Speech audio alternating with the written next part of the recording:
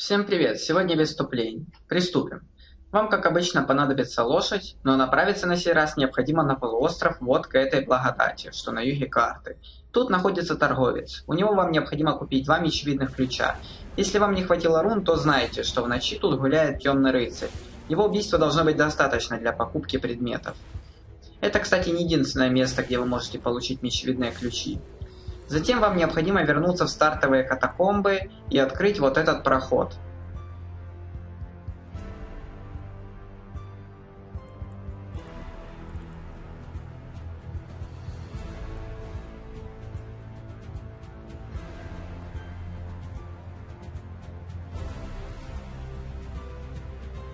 Бля. Вы этого не видели, короче. Все под контролем.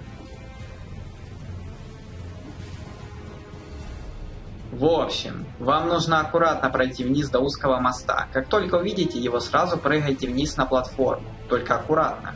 Затем останется идти лишь вперед, и дело в шляпе.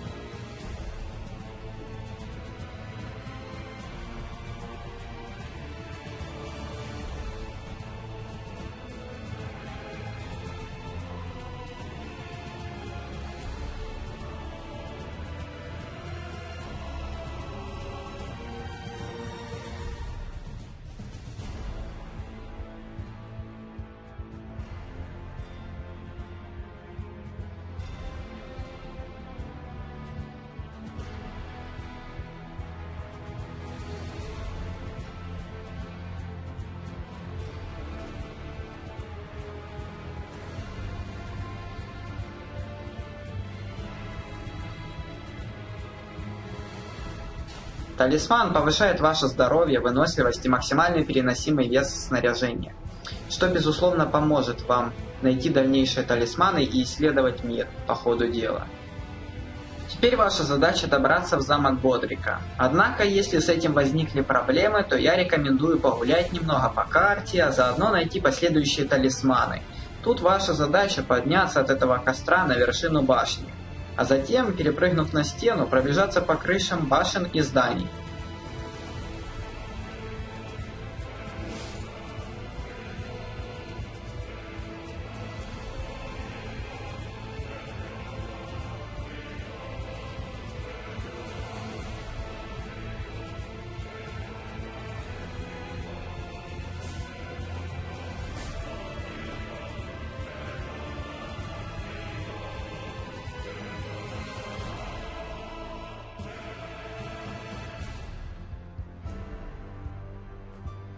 Добравшись до этой платформы, вам только и останется, что забрать предмет, который находится наверху, чтобы получить один из самых лучших талисманов на домах.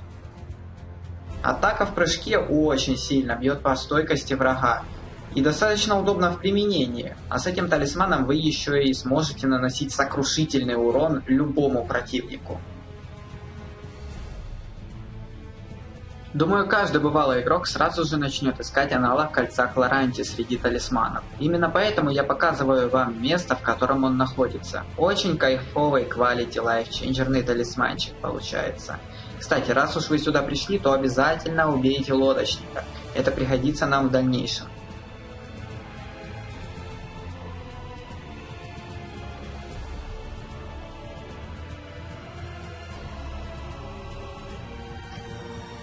Для получения следующего талисмана нам потребуется еще 2 мечевидных ключа. Именно поэтому я рекомендую сходить вам и найти их, если у вас их не осталось. Один вы могли заметить, когда шли за самым первым талисманом по мосту, если же вы, конечно, не телепортировались к благодати. Еще один вы можете найти вот в этом озере.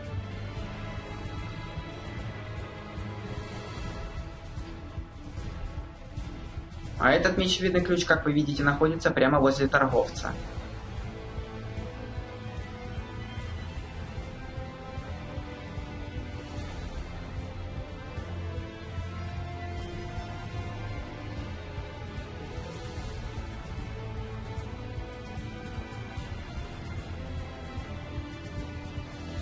Вам нужен этот спуск вниз. Как видите, тут находится куча черепах.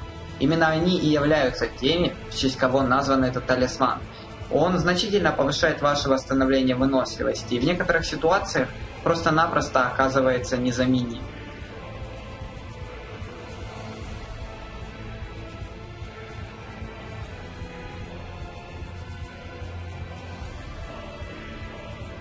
Для получения следующего талисмана вам необходимо телепортироваться в крепость Круглого Стола и поговорить со Златоликим. После убийства лодочника у вас в инвентаре должен был остаться корень смерти. Отдайте его воину и телепортируйтесь поближе к его метке на карте.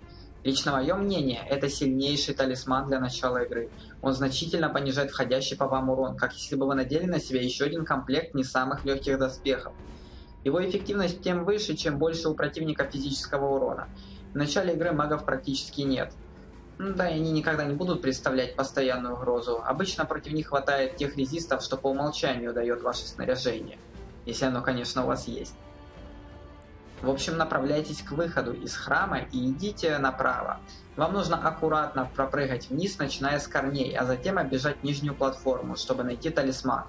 Кстати, тут вы можете несколько раз погибнуть, поэтому не забудьте зайти в здание и активировать благодать.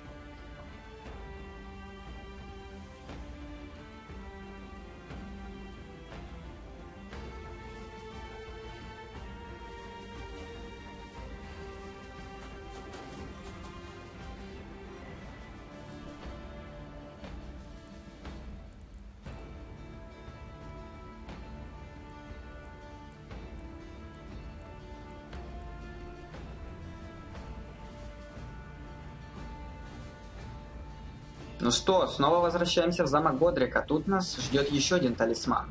Вам необходимо найти это помещение, оно как раз располагается перед входом к боссу Годрику, так что я думаю, что вы без труда его найдете.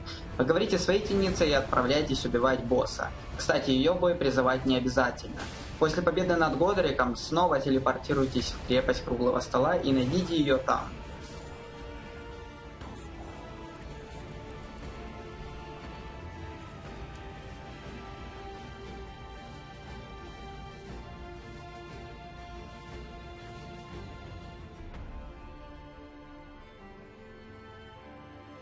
После разговора с ней она выдаст вам талисман.